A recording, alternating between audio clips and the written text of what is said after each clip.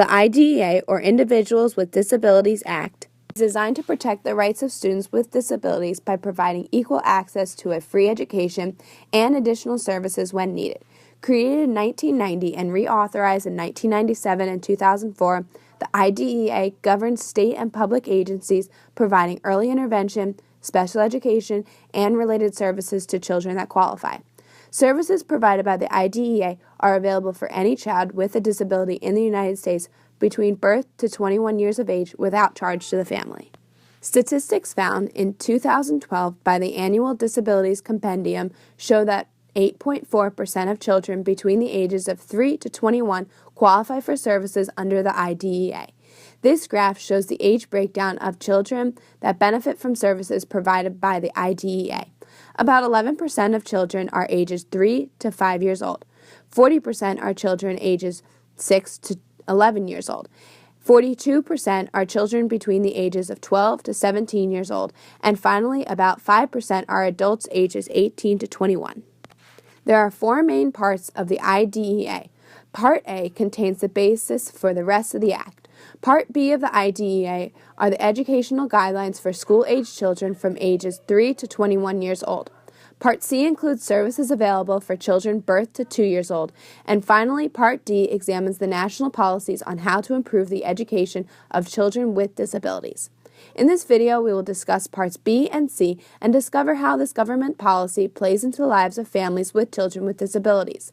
Disabilities covered under the IDEA include, but are not limited to, autism, chronic or acute health issues, cognitive impairments, emotional or behavior disorders, hearing or visual impairments, and learning disabilities.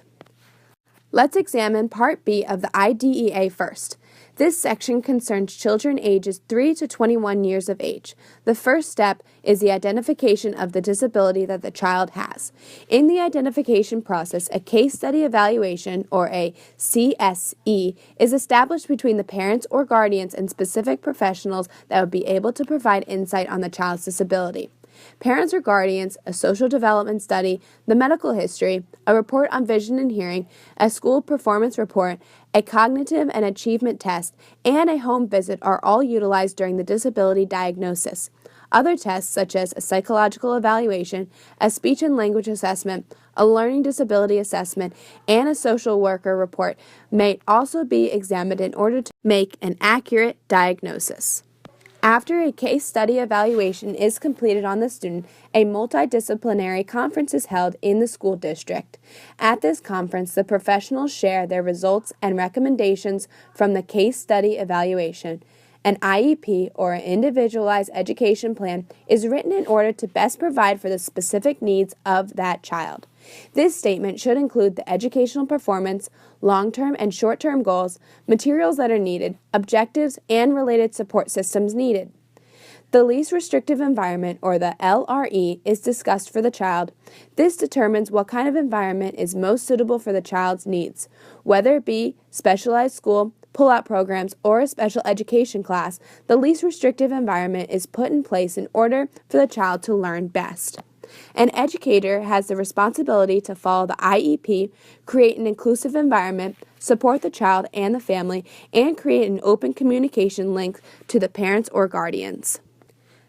The next part of the IDEA is Part C, which covers birth to 2 years old. The programs put in place provide the necessary needs of the child's family, including assistive technology, audiology or hearing services, speech and language services, counseling and training for family, medical services, nursing services, nutrition services, occupational and physical therapy, and psychological services.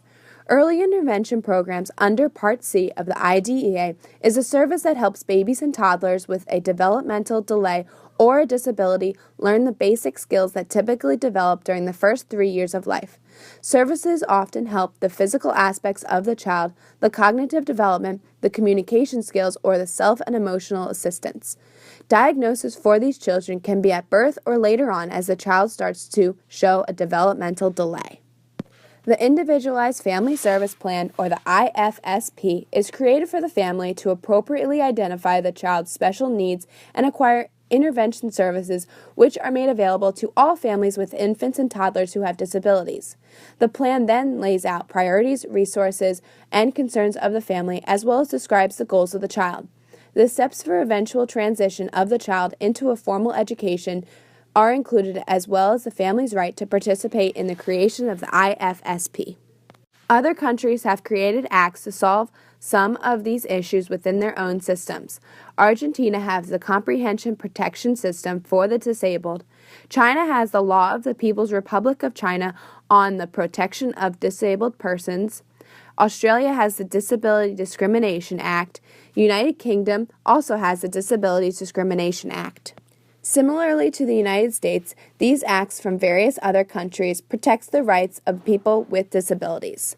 The IDEA impacts families in many ways, and we will be talking about 3 of them.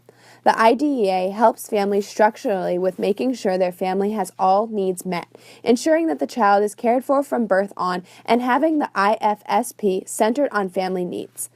IDEA helps families functionally with making education easily accessible for the child, taking the pressure off the families, and having a sense of community with the school because of openness between teachers and parents.